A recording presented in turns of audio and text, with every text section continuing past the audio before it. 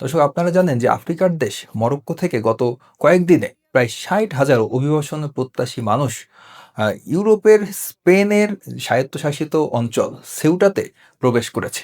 তো আপনারা ইতিমধ্যে বিভিন্ন ভিডিও চিত্র দেখেছেন, সামাজিক যোগাযোগ মাধ্যমে প্রচুর ভিডিও ভাইরাল হয়েছে যেখানে দেখা যাচ্ছে যে হাজার হাজার মানুষ কিন্তু বিভিন্ন মাধ্যমে কেউ হয়তো যাচ্ছে কাঁটাতার পেরিয়ে, কেউ যাচ্ছে বর্ডারের গেট ভেঙে চুরে ভিতরে ঢোকার চেষ্টা করছে, আবার কেউ কেউ যাচ্ছে সমুদ্রপথ হয়ে। তো দর্শক এই যে তারা সেখানে যে শুধুমাত্র ক্ষান্ত হয়নি, সেখানে কিন্তু বিভিন্ন দোকানপাটে লুটপাট চলেছে। হামলাকারী বিভিন্নভাবে বিভিন্ন জায়গায় হামলার ঘটনা ঘটেছে। এমনকি পুলিশের গাড়ি লক্ষ্য করে তারা ইটপাটকেল ছুঁড়েছে বিভিন্ন জায়গায়। এই যে দেখুন, আপনারা দেখতে পাচ্ছেন যে রাস্তাঘাটের কি অবস্থা আরকি।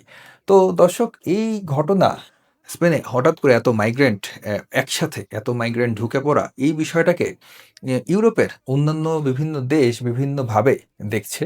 তো কেউ কোনো দেশ যেরকম ইতালি একদম সরাসরি কিন্তু স্পেনকে সেনজেন অঞ্চল থেকে সাময়িক বাদ দেওয়ার দাবি তুলেছে। আবার তারা কিন্তু স্পেনের সাথে সেনজেন চুক্তি স্থগিত করেছে ইতালি। তো দর্শক এরকমভাবেই যে এভাবেই বিভিন্ন দেশ হঠাৎ করে কেন স্পেনের প্রতি এত কঠোর আচরণ করছে এবং এই অভিবাসীরা কি বিভিন্ন দেশে ছড়িয়ে পড়ার আশঙ্কা রয়েছে কিনা, সেটিও কিন্তু একটি ভাবনার বিষয়। কারণ আপনারা জানেন যে সেনজেনভুক্ত দেশগুলাতে কিন্তু কোনো বর্ডার নেই এবং সেখানে কিন্তু এক দেশের থেকে অন্য দেশে সহজে যাতায়াত করা যায়। কোনো ধরনের ভিসা, পাসপোর্টের প্রয়োজন পড়ে না। তো দর্শক এইটি হচ্ছে মূল কনসার্নের বিষয়। অন্যান্য ইউরোপীয় দেশগুলো এটি নিয়ে কিন্তু অনেক সতর্ক অবস্থায় আছে। আপনারা জানেন যে বিভিন্ন দেশ এখন অভিবাসন যে পদ্ধতি এবং আইন রয়েছে তারা কিন্তু ধীরে ধীরে কঠোর অবস্থানে যাচ্ছে। এর ভিতরে যদি হঠাৎ করে একদিনে এত অভিবাসী একটি দেশে ঢুকে পড়ে, সেটি কিন্তু ইউরোপের অন্যান্য দেশ জিনিসটাকে কিন্তু সব দেশ কিন্তু একইভাবে দেখছে না। কেউ এই বিষয়ে কঠোর অবস্থানেও কিন্তু যাচ্ছে। তো দর্শক, আমি গত ভিডিওতে বলেছিলাম যে এই যে স্পেনে হঠাৎ করে এত অভিবাসী একবারে ঢুকে পড়াটা, এটির পেছনে কি ধরনের কারণ দায়ী রয়েছে এবং কোন সিদ্ধান্ত, স্পেন সরকারের কোন সিদ্ধান্ত আর কারণে এরকমটি হতে পারে, সেটির একটি অ্যানালাইসিস বা বিশ্লেষণ আপনাদের সামনে আমি করব। তো দর্শক, আপনারা আ আপনাদেরকে আমি বলেছিলাম যে স্পেনের প্রধানমন্ত্রী বলেছেন যে এটি একটি সার্বভৌমত্বের লঙ্ঘন এবং তিনি কিন্তু বলেছেন যে ইউরোপীয় ইউনিয়নের দেশগুলো স্বার্থপর আচরণের, অর্থাৎ কিছু দেশের স্বার্থপর আচরণের তিনি কিন্তু সমালোচনাও কিন্তু করেছেন। তো দর্শক, এর আগের ভিডিওতে আমি বলেছিলাম যে স্পেনের কোনো সিদ্ধান্ত কি এই ধরনের অভিবাসী হঠাৎ করে এরকম অভিবাসীদের ঢল নামার পিছনে স্পেনের কোনো সিদ্ধান্ত কি দায়ী কিনা? তো দর্শক, আপনারা অনেকেই জানেন যে স্পেনে কিছুদিন আগেই যারা অনিয়মিত ছিল তাদেরকে নিয়মিত করার একটি প্রক্রিয়া কিন্তু শুরু হয়েছিল এবং সেটির কাগজপত্র অনেকেই সাবমিট করেছে। তো সেখানে প্রায় ১০ থেকে ১১ লাখের বেশি আবেদন জমা পড়েছে এবং তাদের মধ্যে ৬ লাখ অভিবাসী যাচাই বাছাইয়ের আগেই কিন্তু কর্মক্ষেত্রে কাজের সুযোগ পাচ্ছে। তাদের মধ্যে এখনো খুব বেশি অভিবাসীর কিন্তু আ কাগজপত্র একদম ফাইনাল হয়নি। কিন্তু তার আগেই কিন্তু তারা কাজের সুযোগ কিন্তু পাচ্ছে। তো দর্শক, এই যে ঘটনাটি স্পেনের যে নিয়মিতকরণ কর্মসূচি নিয়ে কিন্তু ইউরোপের অনেক দেশ থেকেই কিন্তু সমালোচনা করা হচ্ছে। ইটালির পররাষ্ট্রমন্ত্রী অ্যান্টোনিও তায়ানি বলেন যে সেউটা থেকে আসা ছবিগুলো দেখিয়ে দিচ্ছে ৫ লাখের বেশি অনিয়মিত অভিবাসীকে স্প্যানিশ এবং এর ফলে ইউরোপীয় নাগরিকত্ব দেওয়ার মাদ্রিদ সরকারের সিদ্ধান্ত কতটা ভুল, কিভাবে তা মানব পাচারকে উৎসাহিত করছে। অর্থাৎ ইটালির পররাষ্ট্রমন্ত্রী কিন্তু সরাসরি বলছে যে তাদের তারা যে নিয়মিতকরণ প্রক্রিয়া, অর্থাৎ স্পেন যে নিয়মিতকরণ প্রক্রিয়া শুরু করেছে, সেটিকে কিন্তু তিনি ইন্ডিকেট করে বলছেন যে এই সিদ্ধান্তটি কিন্তু তিনি একদমই পছন্দ করছেন না এবং তিনি বলছেন যে এই সিদ্ধান্তের ফলেই কিন্তু এত মানুষ হঠাৎ করে কিন্তু স্পেনে প্রবেশ করতে চাইছে। এই সাথে আরেকটি বিষয় আপনারা লক্ষ্য করুন যে এই ব্যক্তির সাক্ষাৎকার থেকে আপনারা কিছুটা ধারণা পাবেন। So you read a news article that said that if you came here, you could claim asylum and live in Spain. And you read that and then you decided to swim over. It says Spain is open the door. It said Spain has opened the door. This was on social media. Yeah. On what, on Twitter or Instagram? Or? Facebook, Instagram. Everyone want to be here. Why don't you want to go home to Morocco? তো দর্শক, বুঝলেন যে Facebook, Twitter, social মিডিয়ায় এই ধরনের গুজব ছড়ানো হয়েছিল যে তারা যদি কোনোভাবে মরক্কো থেকে স্পেনে যেতে পারে, সমুদ্র পথে যদি যেতে পারে তাহলেই তাদেরকে মানে বৈধতা দিয়ে দেওয়া হবে, এরকম কিন্তু সেখানে গুজব ছড়ানো হয়েছিল এবং তাদেরকে বলা হয়েছিল যে স্পেন তাদের বর্ডার উন্মুক্ত করে দিয়েছে, তারা যে কোনো সময় স্পেনে প্রবেশ করতে পারে।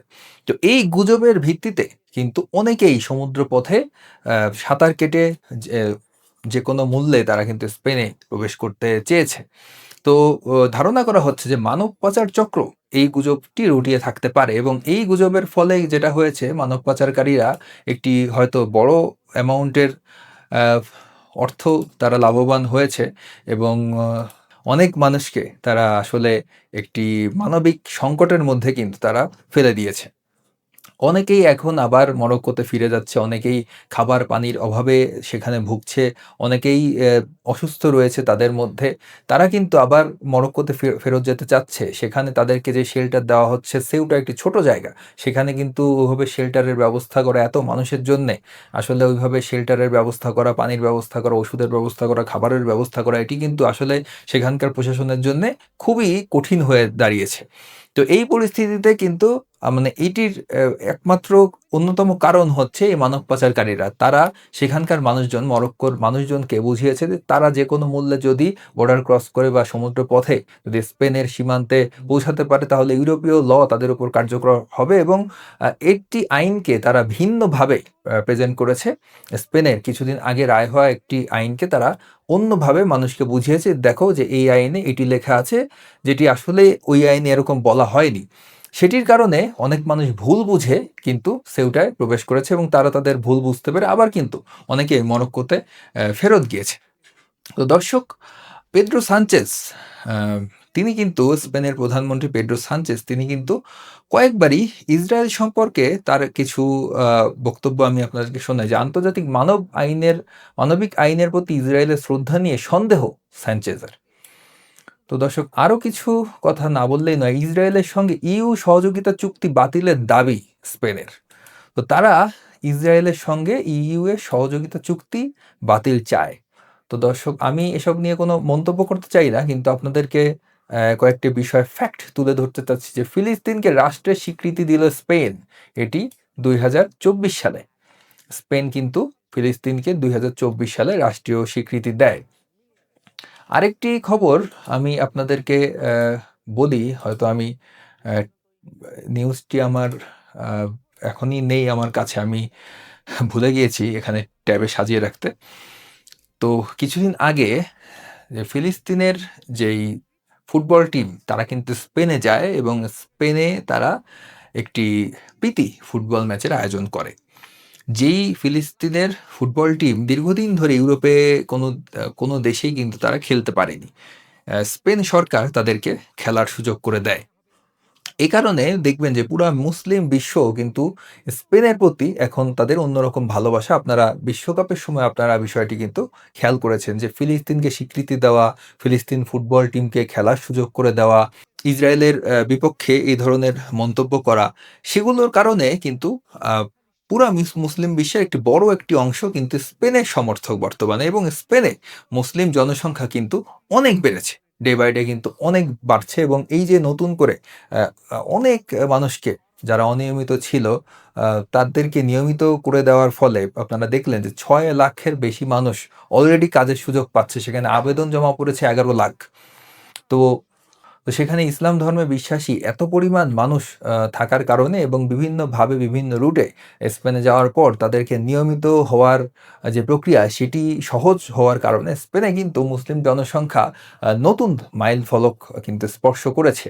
তো এইসব কারণে কিন্তু মুসলিম যারা রয়েছে বিভিন্ন দেশে তারা কিন্তু উন্নত জীবনের আশায় বলুন আর মুসলিমদের সেখানে একটি বিশাল কমিউনিটি সৃষ্টি হয়েছে সেটির কারণে বলুন, আবার নিয়মিত হওয়ার যেই প্রক্রিয়া কিছুদিন আগেই সেখানে শেষ হয়েছে, সেরকম নিয়মিত প্রক্রিয়া কিন্তু ইউরোপের অন্যান্য অনেক দেশেই দীর্ঘদিন ধরে বন্ধ রয়েছে।